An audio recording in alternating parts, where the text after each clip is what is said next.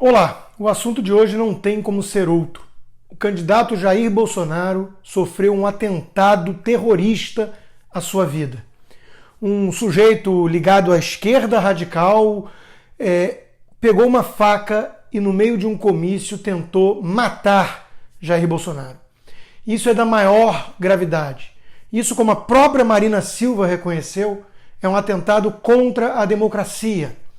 Jornalista da Globo News, Camarote, também falou uma facada na democracia. Por mais que as pessoas não gostem de Jair Bolsonaro, e todo mundo tem o direito de não gostar, de achá-lo truculento, intransigente, homofóbico, racista e autoritário e o diabo a quatro, nada justifica alguém partir para um ato de violência criminoso como esse. Ou seja, a mídia e muitos falam no suposto fascismo, na intolerância, na violência mesmo do próprio Bolsonaro e seus seguidores, mas é Jair Bolsonaro quem sofre como vítima dessa intolerância, dessa intransigência, por um sujeito que, repito, tinha em sua página nas redes sociais a mensagem Lula livre. Se fosse o contrário, se fosse alguém de esquerda, se fosse Fernando Haddad ou o próprio Lula sofrendo um atentado desses, a facada num comício, e o meliante, o marginal, o bandido, o responsável pela tentativa de assassinato fosse ligado de alguma forma, nem que fosse apenas simpatizante de Jair Bolsonaro, como será que estaria a reação na imprensa? Eu não estou dizendo que a imprensa, os jornalistas em geral, estão diminuindo o que aconteceu. É verdade que muitos estão dando destaque e também é verdade que há o ódio do bem. Se você for procurar, e não é tão difícil, tem várias mensagens de que foi pouco, de que tinha que ter matado mesmo, dado um tiro e coisas dessa natureza. A gente sabe que esse discurso todo vindo da extrema esquerda, de quem defende Maduro na Venezuela, a família Castro em Cuba, em prol da tolerância, da diversidade, do amor e coisas dessa natureza, são discursos falsos, da boca para fora. A gente sabe que o verdadeiro perigo fascista vem da esquerda. É o fascismo vermelho, disfarçado de um fascismo do bem. E esse é mais perigoso ainda justamente por ser incansável em sua cruzada contra aquilo que eles julgam a ameaça fascista. Qualquer um que não seja um comunista, que não reze a cartilha da extrema esquerda.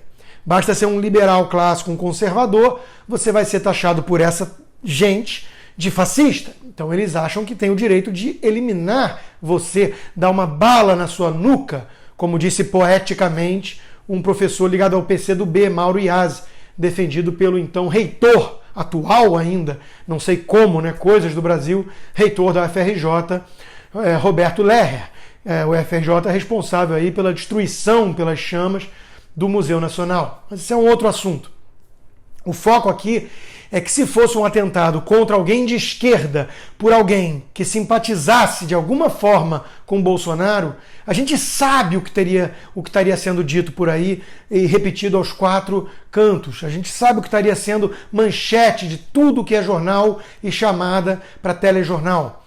Que o Bolsonaro, de alguma forma, é responsável por fomentar o ódio, a intolerância e esse clima de violência. Só que acontece que foi justamente o contrário. Quem foi alvo, quem foi vítima foi Bolsonaro.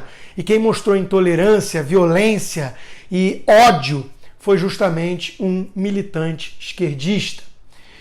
Isso, meus caros, para quem acompanha a política de perto, sem essa lente distorcida da nossa mídia, da nossa imprensa, com viés todo quase de esquerda, né? Isso não é muita surpresa. Claro que é muito grave chegar ao ato de tentar realmente tirar a vida do candidato que lidera as pesquisas no país. Mas é esperado, de alguma forma, coisas dessa natureza vindo de onde vem.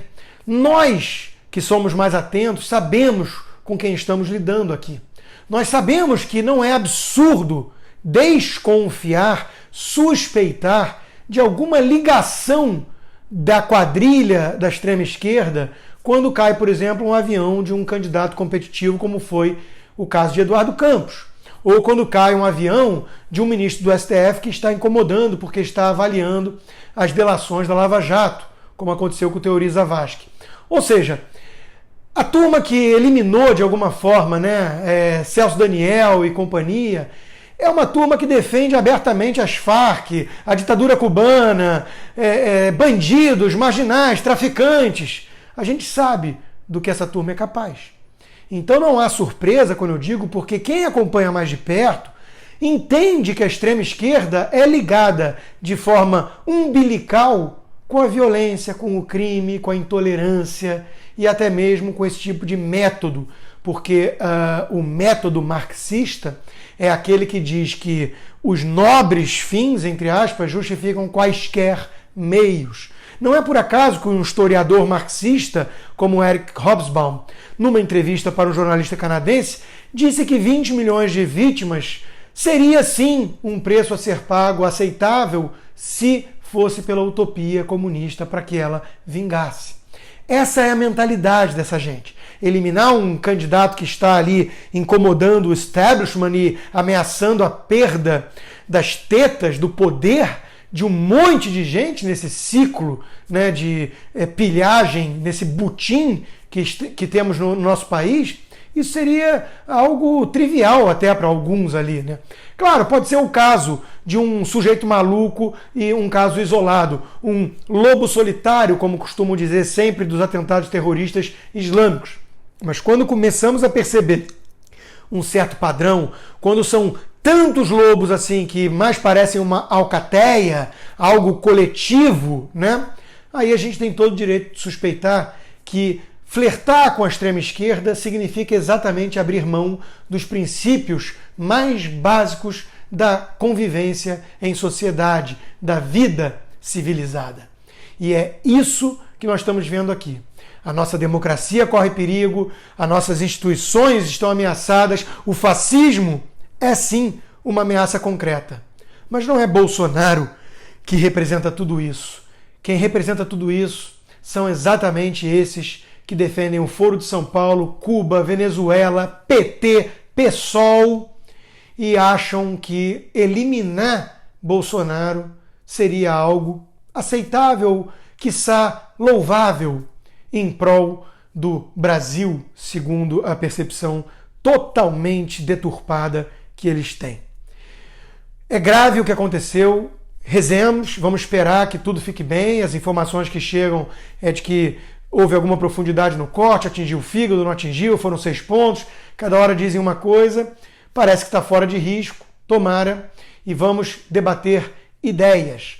Quem quer criticar Bolsonaro tem todo o direito, eu faço isso no meu espaço, com respeito, tratando ele como um candidato normal, sem esses rótulos que simplificam e impedem o debate, e reconhecendo que muitas vezes ele está colocando um dedo na ferida, mesmo que de forma equivocada, eventualmente, mas que está incomodando porque ele, sim, está mexendo num vespeiro de fascistas, intolerantes, que são os comunistas, esses aí que defendem Venezuela.